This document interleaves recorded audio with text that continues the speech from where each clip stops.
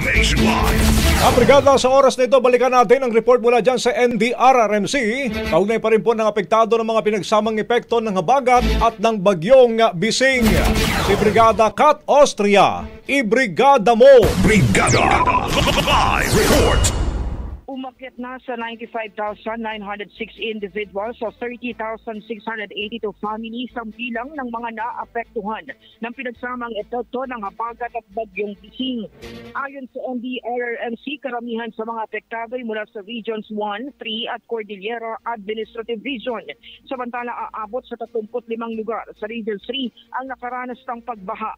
Bukod dito, 15 kalsada at isang tulay ang naapektuhan kung saan 3 sa mga kalsada ay hindi pa rin madaanan. Nagpapatuloy ang pagpapaabot ng tulong ng pamahalaan sa mga apektadong pamilya. In the heart of Losing Lives, ako si Brigada Kat Austria ng 105.1 Brigada News sa Manila.